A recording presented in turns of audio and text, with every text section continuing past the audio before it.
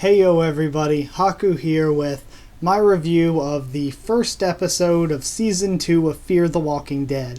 I really like this one. It was a little slow, I'll give that concession, because I'm sure a lot of you probably thought it was slow as well, but I thought it was really good.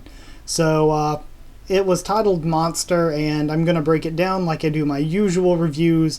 Then, once I break it down scene by scene and give some thoughts, I'll give some overall thoughts, and then give it a score like usual. I really hope you enjoy, and while I may not be doing the discussions, I don't think I'm going to find enough to do a Walking Dead discussion each week with Fear the Walking Dead, but again, I will be doing updates whenever we get casting news on the Season 7 of the normal Walking Dead, or whenever we get something specific to talk about in Fear the Walking Dead to do a discussion on. I will be doing one, but until then, still get 2 videos a week on it. You're going to have the review and the predictions. So, yeah, let's just get into this review. Sorry I wasted so much time with that. So I thought the opening of this episode was amazing. And this episode, as a season opener, was very good because it got me really excited for the possibilities with this season. I really like where they're going with it, and it just, the opener looked so good with the flames and the bombs falling at night. The way they shot it and the way they had it look was really nice. That was probably my favorite part of the episode for sure, is just the opening. So at the opening, Nick makes 2 trips, or I think Strand is piloting the dinghy the first time, or I think it's called the Zodiac. Yeah, I think that's what they're called. But Strand makes the first trip with a group of people. Nick makes the second. He goes back and gets the second group. That was really cool. Again, done very well. And I gotta say, before even getting too deep into this, even from last season, I love Nick and Strand. Those two were amazing characters, and I absolutely love them together. Like, them as a duo, the way they talk with each other and stuff is just great. That is the magic of the show for me. That is what makes the show. Those two together, I think it's great writing and acting. I don't know what it is, but I love seeing those two. Also, I like during the opener how there was always this sort of potential there, and Strand brings it up, how there's the potential, the people want Abigail because she can survive for a long time out on the ocean. 3,000 miles if they don't push the engines too hard, or more even. So it was nice, like at the beginning you see all the other, other refugee boats just running and leaving the mainland, and there was the chance of being attacked by those. That was really interesting. I liked how that is a threat and how it's presented in this episode. Now, one of the first, I guess the main thing in this entire episode was some internal struggle, and I said that this episode was probably going to be 90% internal struggle.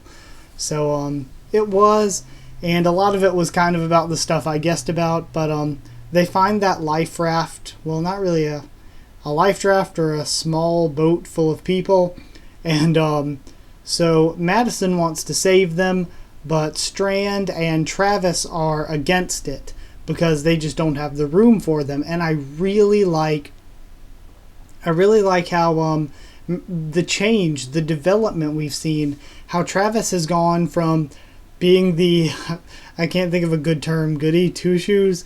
He's gone from wanting to save everybody and be the nice guy to okay, we don't have room, we have to protect us. And how Madison's gone from, I can't leave behind people anymore, I need to, or how she's become I can't leave people behind anymore, we need to save people. I like how they've sort of changed and taken on those roles when that was kind of different from how they were at the beginning. I also thought it was hilarious how the whole time with the little skiff or life raft, whatever, Daniel was pointing the shotgun at them the entire time. I thought that was pretty funny. It was what the heck? Yeah, so that was just an interesting thing to note. So we find out that their plan is to go to San Diego, or at least that's what Strand says the plan is, and he confides in Nick which is why I kind of trust him that he doesn't really have a backup plan if San Diego's a bust. So, yeah, he doesn't have a backup plan. And, of course, Strand has some hidden motives. I think everyone on that ship has hidden motives that we still have yet to find out. They have history and past that we have yet to find out. But overall, in a broad sense, even though he is hiding some things, I trust Strand because he could have not saved them. They are alive thanks to him. He let them on his boat. So without him, they could very well likely be dead. So I definitely think that, to me, Strand is trustworthy in that way. Now, another scene I really liked, R.I.P. Eel. I really liked the fishing scene and the discussion with Daniel and Chris. I really like that. I really like Daniel's character. I hope he sticks around a lot. But I have a feeling he won't. I have a feeling he's the kind of character where he's going to pass on his wisdom to the rest of our cast, and then at some point he's just going to be killed off, and they're going to be living his wisdom. He's going to be one of those characters, I feel, sadly. So, yeah. Now there's this guy, Jack, on the radio, and he's talking to Alicia. And of course, freaking useless Alicia. Not only is she not helpful in any of the first season, really, but beyond being not helpful here, she's the opposite of helpful. He's obviously fishing for information, and she just, she gives him so much. She's like, I didn't give him any important information yet. She tells him where they are, how many people they have, the strength of their people.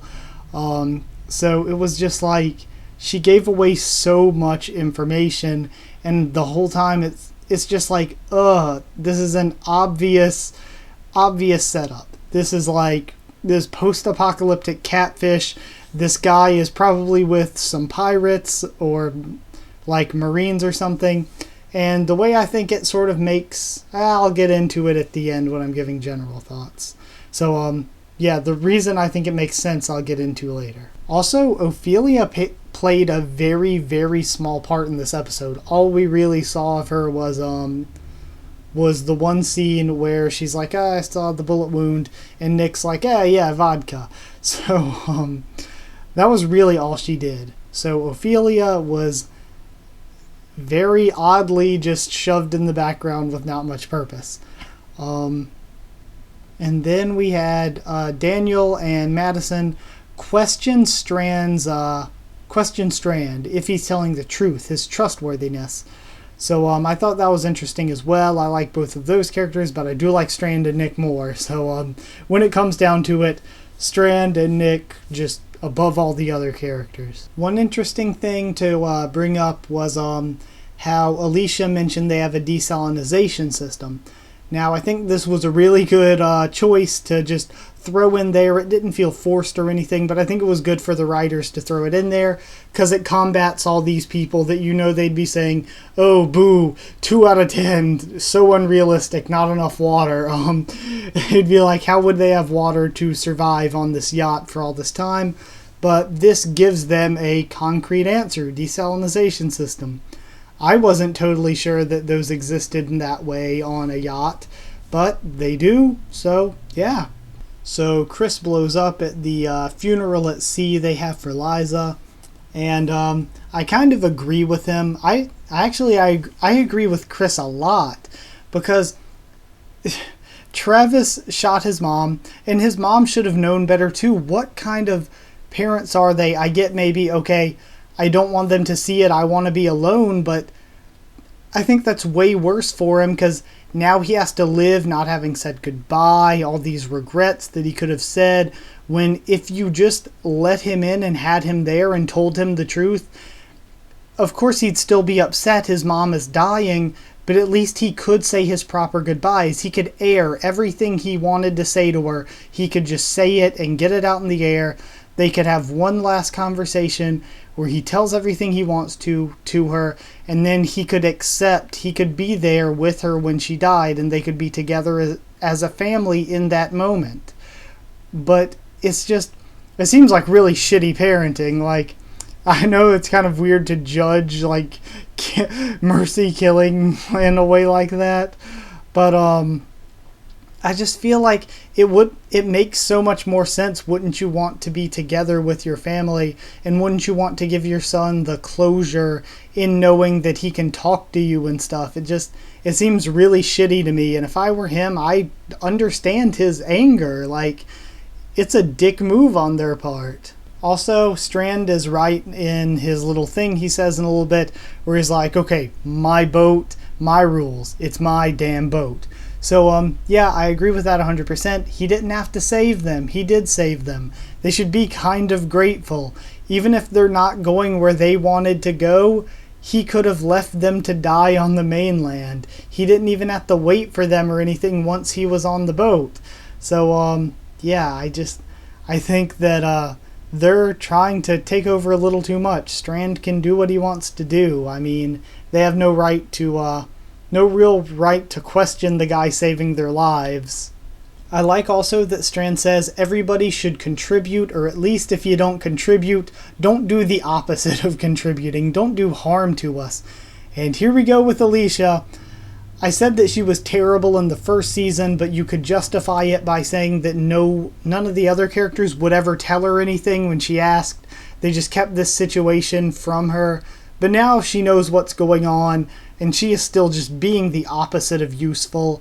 And there is no more annoying and less interesting character than just the one, the stereotypical one bumbling person that just does not do anything to the series but makes stupid, simple mistakes for everybody else to have to deal with.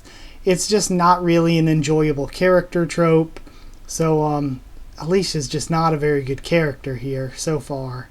Also, I liked how they talked about Nick's contribution being his fearlessness, and though it may not seem like fearlessness, his being an addict and doing drugs, he didn't care about living or anything like that or preserving his life. He was just caring about getting his next score and like doing his drugs, what he enjoyed. So in that world, that's what it looked like, but in this world, he's still got that same, I don't have very much self-preservation, but that lets me rush in and save people and get stuff done.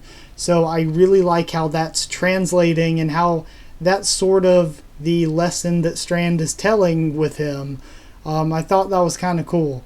Of course, don't take that home, kids. Be a drug addict isn't a very, very good lesson per se. But I like the spin that they're putting on it for the show. Now, I liked Madison's conversation with Chris, and I can't say I really liked when Chris and Nick went for a swim, so to speak. That did feel like really shoehorned setup. That was just, it's set up. Whenever something like that happens in like a shark or piranha type movie or one of the cheesy sci-fi movies, or in something like this, 900,000 million% that's a setup, that something in the water is going to come at them. And of course, that's how it went. They just wandered up on this destroyed boat wreck with all these corpses and didn't notice till they were right up on them, which wouldn't have made any sense whatsoever, because he couldn't have been underwater long enough for all of that to just sneak up on them. So, yeah, that was a real cheesy setup. I'll give him that one. So, the boat that they do get floating up near is, it's ruined. It's got bullet holes all through it. And for the size of those holes, it must have been something really freaking high caliber, like a military boat or something. Like, it wouldn't make sense for a normal gun to be doing all that, I wouldn't think. So, yeah, it had obviously been attacked by something and just shot up. And then Strand, of course, the guy radios Alicia and says, "Don't worry, I've got you." So that's creepy, or "I'll be there soon" or something. So that's really creepy. And then, of course, Strand sees the hit on the radar, and they're like, "We got to get out of here." So Nick grabs the one ship's log, they all get back on Abigail, and they start trying to get away, and we end with whoever it is, like Madison says, whoever did that, they're coming back. So, or they're coming for us. So that's a really good way to end it. I think that though this was a little slow, it really gave us a good build-up that made me look forward to the possibilities throughout the season. Possibilities both on the water and on land, and going back and forth between the two. One thing that particularly I think what's going on makes sense, because you might be saying, okay, society just crumbled. Why are there people shooting up random ships? Or why would they sink the ship instead of not taking it? Well, think, what if these people have a ship at least the size of Abigail? Now, they've got the ship to live on, but what's the other hard thing to get? Supplies. Now, what's a decent way to get supplies in that situation? If you have guns or whatever, they go and find other people who thought it'd be a good idea to escape on ship. They shoot the ships up and take all their supplies. So, it's sort of a way of scavenging.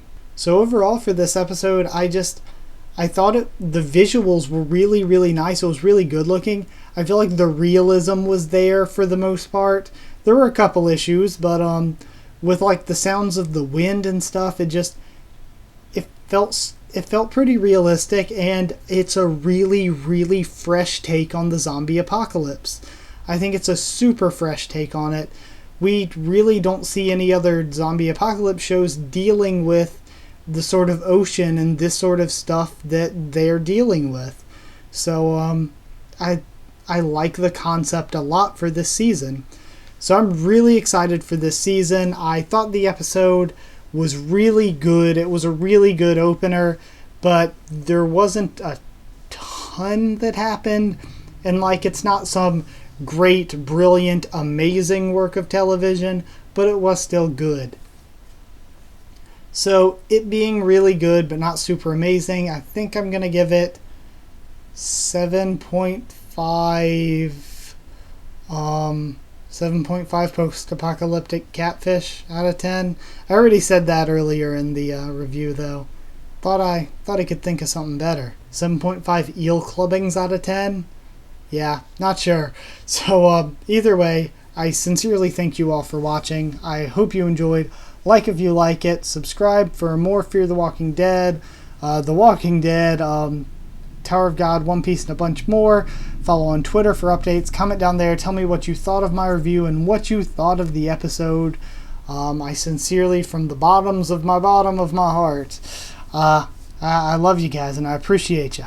So, thanks for everything, and I will see you all next time.